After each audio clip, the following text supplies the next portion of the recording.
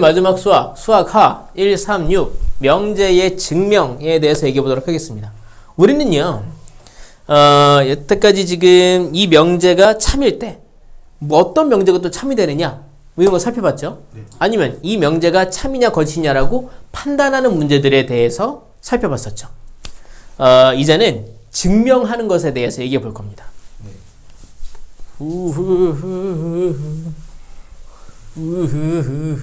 거기 보면 괜히 또 어려운 말들 나와요. 응? 네. 뭐라고 나오느냐 하면 정의, 증명, 정리 이런 거 나오죠? 네. 거기 이제 이렇게 볼게요. 명제의 증명.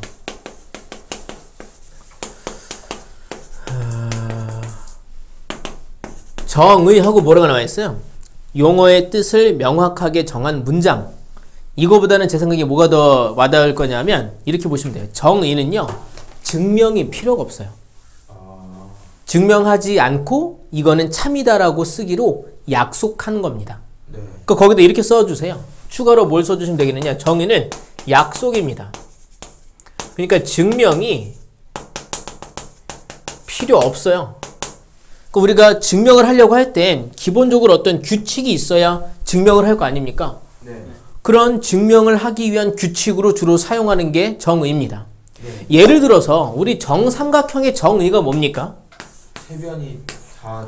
네, 정삼각형의 정의는 세 변의 길이가 같다 이겁니다. 네. 근데 우리가 정삼각형에 대해서 알고 있는 어떤 특징이 또 있느냐? 세 각의 크기가 같다라는 걸 알고 있거든요. 네. 괜찮으세요?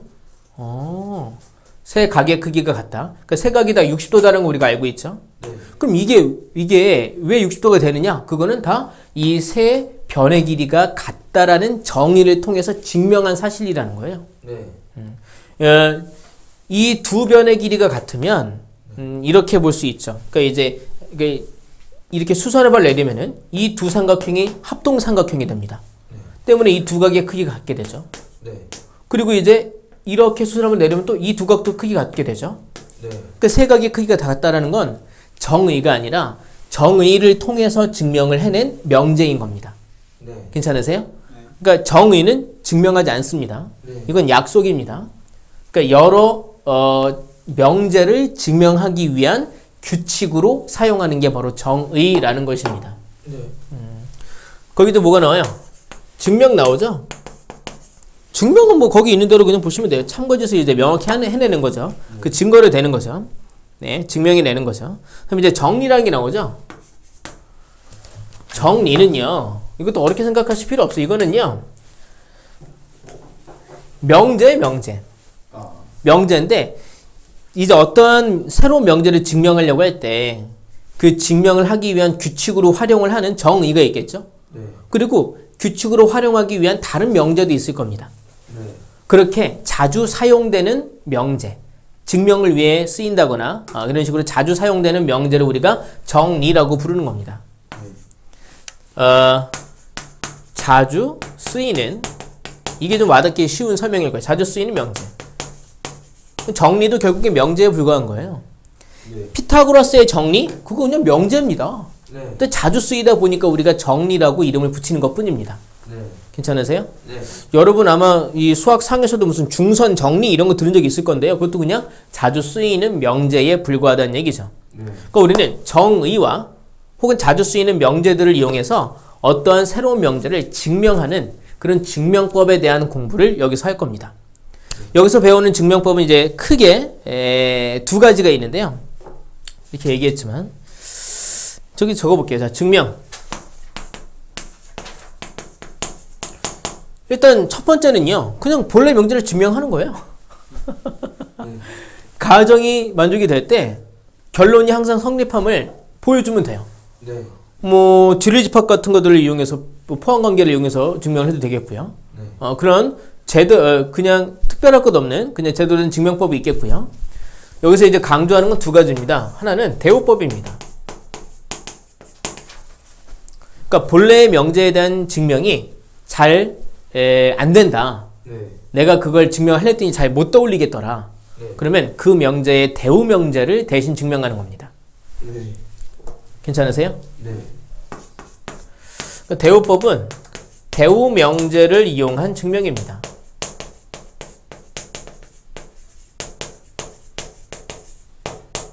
거기 예를 들어 보겠습니다. 어떤 예가 있느냐 하면, 자, 뒷페이지 가서 필수 예제 15번입니다. 이런 얘기하고 있어요. 자연수 A, B에 대해서 A, B가 짝수면 A 또는 B가 짝수다. 얘를 증명하라는 거예요. 네.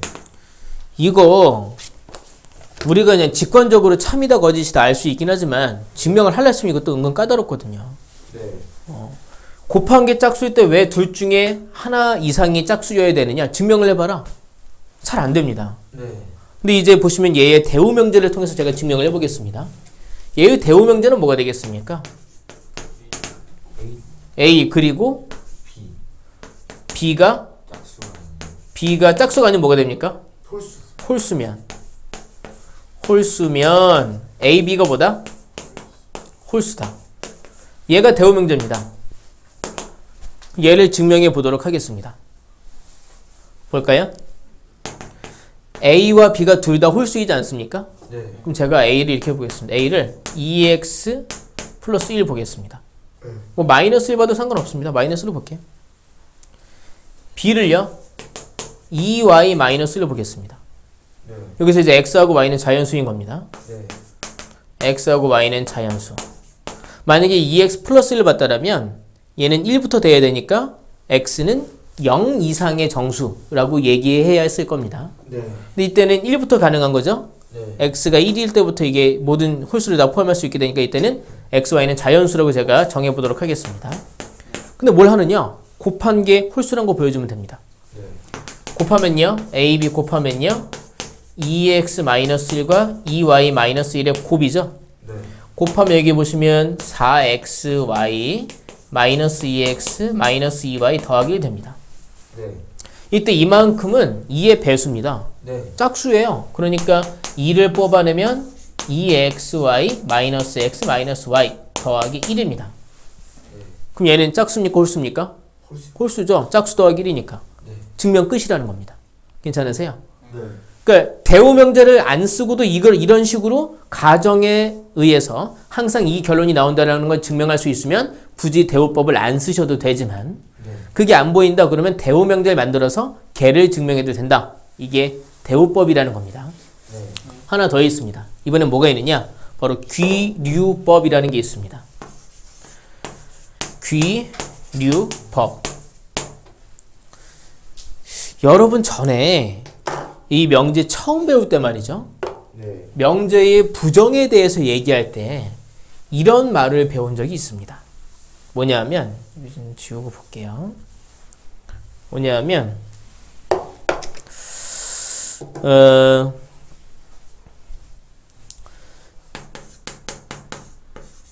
명제 P에서 네. P 자체가 이제 조건이 아니라 명제인 겁니다. 네. P에서 not P가 거짓이면 P는 참이다라는 말을 배운 적이 있습니다. 네. 이 아이디어라고 보시면 되는데요. 귀류법. 구체적으로 이제 볼게요. 우리는 계속 명제를 두 개의 조건으로 이루어져 있는 명제를 보지 않습니까? 네. 자, 그래서 어떻게 하느냐? P이면 Q이다. 이 증명을 위해서 우리가 뭘 하느냐? P이면 Q가 아니다. 이 말이 항상 틀렸음을 보여주는 겁니다. 네. 얘가 맞을 때도 있고 틀렸을 때도 있고가 아니라 얘가 항상 틀렸음을 보여주는 거예요. 네.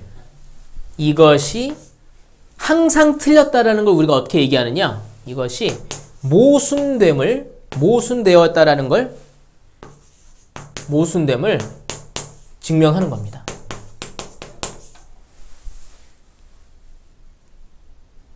이것의 증명을 위해 결론을 부정한 명제가 항상 거짓이라는 걸 증명하는 겁니다. 네. 그러면 뭐가 참이냐? P면 Q가 아니다라는 말이 매번 틀렸으면 네. P면 Q란 얘기죠. 네. 그러니까 P라는 이 가정에서는 결론이 Q 아니면 Q가 아니다. 아니면 왔다 갔다 할 수도 있겠지만 Q일 수도 있고 아닐 수도 있고 하겠지만 Q가 아니다라는 말이 항상 거짓이라면 Q일 수밖에 없다 이겁니다. 아주 대표적인 증명 문제가 있습니다. 시험 문제에도 자주 나오는데요. 요즘엔 자주 나오려나 모르겠네요. 아주 대표적인 증명 문제입니다. 귀류법을 쓰는 대표적인 증명 문제. 필수 예제 16번입니다. 걔 중요하다고 체크 좀 해주세요. 이거 여러분 교과서에 분명히 있습니다. 이렇게 얘기했습니다. 루트 3은 유리수가 아니다라고 얘기했거든요. 네. 저 이렇게 좀 바꿀게요. 루트 3은 무리수다. 네. 이것의 증명을 해보도록 하겠습니다. 이제 여기서 루트 3이 일단 실수라는 건 가정되어 있는 겁니다. 네. 허수는 아니다 이겁니다. 네. 실수인 루트 3은 무리수다. 이걸 증명해 보도록 하겠습니다. 네. 그럼 이제 이 스토리대로 가본다면 이 결론을 부정해 버리는 거죠. 네. 그럼 이제 작전 어떻게 짜느냐? 루트 3은 뭐다? 부정을 하면은 유리수다. 네. 이것이 모순됨을 보여주면 됩니다. 이게 항상 거짓이라는 걸 보여주면 루트 3은 유리수가 아니니까 무리수가 된다 이겁니다. 네.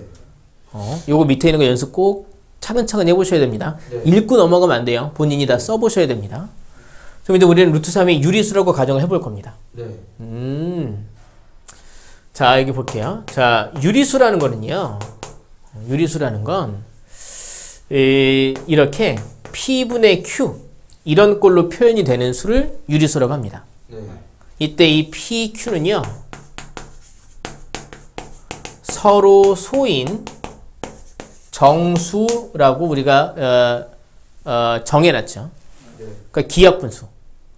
둘 사이의 공약수는 1밖에 없는 수. 그렇게 표현이 되는 걸 유리수라고 하죠. 그럼 이게 불가능하다는 걸 보여줄 겁니다. 네. 자, 잘 보세요. 제곱을 해볼게요. 네. 루트가 싫으니까 제곱을 하면요. 그럼 여기는 3이 됐고요. 여기는 P의 제곱 분의 Q의 제곱 됐죠. 네. 그러니까 3P의 제곱은 Q의 제곱이 됐습니다. 네. 괜찮으세요? 네. 그럼 자 보십시오. Q의 제곱이 3배수네요. 네. Q의 제곱이 3배수. 그러면 Q는 3배수입니다. 네. 만약에 얘가 3배수가 아니면 제곱한다고 했을 때 3배수가 될 수 없습니다. 네. 괜찮으세요? 그러면 Q는 3배수입니다. 제가 Q를 이렇게 3A라고 표현해 보겠습니다. 네. 그리고 이거를 여기다가 다시 한번 적용을 해 보도록 하죠. 네. 그러면 3P 제곱은 Q 대신에 3A를 쓰면 3A의 제곱 되죠? 네. 그러면 3P의 제곱은 9A 제곱이 됐습니다. 네. 그러니까 P의 제곱은 3A 제곱이 됐어요. 네. 그러면 P는 뭡니까? P의 제곱이 3배수네요. 네. P의 제곱이 3배수. 그러니까 P는 뭐가 되는 겁니까? 루트. 3배수가 되는 겁니다. 네. 괜찮으세요? 네. 여기서 이상한 걸 느껴야죠.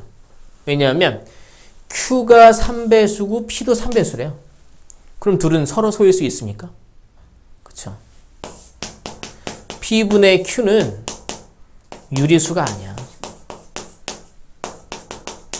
왜냐하면 서로 소가 안 되니까. 네. 때문에 증명 끝이라는 거죠. 괜찮으세요? 네. 그래서 결론을 부정해놓고 이게 항상 거짓이라는 걸 우리가 증명해낸다 이거죠. 이거 꼭 연습해 보셔야 됩니다.